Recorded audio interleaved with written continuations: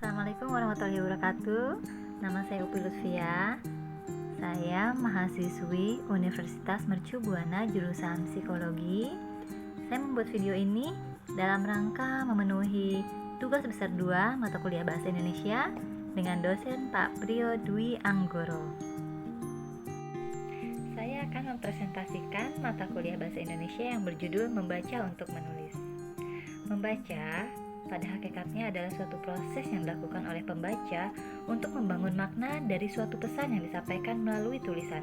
Manfaat membaca adalah: pertama, menghilangkan kecemasan; kedua, ketika seorang membaca terhalang masuk ke dalam kebodohan; ketiga, bisa mengembangkan kelulusan dan kefasihan dalam bertutur kata; keempat, membantu mengembangkan pemikiran dan menjernihkan cara berpikir; kelima, meningkatkan pengetahuan seseorang; keenam, dapat mengambil manfaat dari pengalaman orang lain; ketujuh, dapat mengembangkan kemampuannya; kedelapan, membantu menyegarkan pemikiran; kesembilan, bisa menguasai banyak kata dalam berbagai kalimat. Jenis-jenis membaca. Yang pertama, membaca keras merupakan kegiatan membaca yang menekankan pada ketepatan bunyi, irama, kelancaran, perhatian terhadap tanda baca. Disebut juga dengan kegiatan membaca teknis. Yang kedua, membaca dalam hati merupakan kegiatan yang bertujuan untuk memperoleh pengertian baik pokok-pokok maupun rinciannya. Secara fisik, menghindari vokalisasi, pengulangan membaca menggunakan telunjuk atau gerakan kepala. Yang ketiga, membaca cepat, membaca yang tidak menekankan pada pemahaman rincian-rincian isi bacaan. Memahami pokok-pokoknya saja dapat dilakukan dengan menggerakkan mata dengan pola tertentu. Keempat, membaca rekreatif. Kegiatan membaca ini bertujuan untuk membina minat dan kecintaan membaca, biasanya bahan bacaan dari cerpen atau novel. Yang kelima, membaca analitik, kegiatan membaca yang bertujuan untuk mencari informasi dari bahan tertulis. Oke, untuk selanjutnya, proses membaca. Menurut Burns menyatakan bahwa aktivitas membaca berdiri atas dua bagian, yaitu proses membaca dan produk membaca. Dalam proses membaca, ada 9 aspek yang jika berpadu dan berinteraksi secara harmonis akan menghasilkan komunikasi yang baik antara pembaca dan penulis. Komunikasi antara pembaca dan penulis itu berasal dari pengkonstruksian makna yang dituangkan dalam teks dengan pengetahuan yang dimiliki sebelumnya. Oke. Untuk selanjutnya, periode membaca. Pertama, prabaca. Aktivitas pada tahap prabaca sangat berguna bagi mahasiswa untuk membangkitkan pengetahuan sebelumnya. 2. Saat baca. Aktivitas pada tahap saat baca merupakan kegiatan setelah prabaca. Kegiatan ini dilakukan siswa untuk memperoleh pengetahuan dari kegiatan membaca teks bacaan. Yang ketiga, pasca baca. Aktivitas pada tahap pasca baca ini digunakan untuk membantu siswa memadukan informasi yang baru dibacanya ke dalam skema yang telah dimiliki, sehingga diperoleh tingkat pemahaman yang lebih tinggi. Teknik-teknik membaca cepat. Yang pertama, membaca scanning.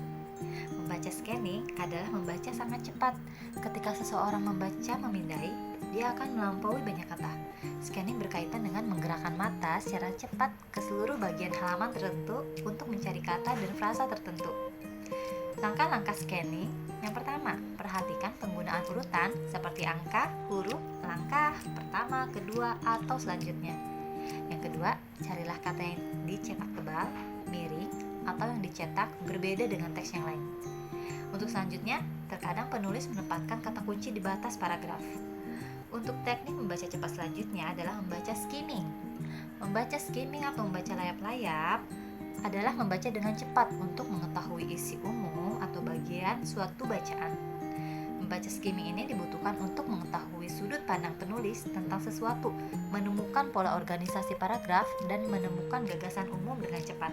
Untuk langkah-langkah skimming, yang pertama, baca judul, subjudul, dan subheading untuk mencari tahu apa yang dibicarakan teks tersebut. Yang kedua, perhatikan ilustrasi, gambar atau foto agar Anda mendapatkan informasi lebih jauh tentang topik tersebut. Kemudian, bacaan awal dan akhir kalimat setiap paragraf. Selanjutnya, jangan membaca kata per kata. Dan terakhir, lanjutkan dengan berpikir mengenai arti teks tersebut. Rumus kecepatan efektif membaca.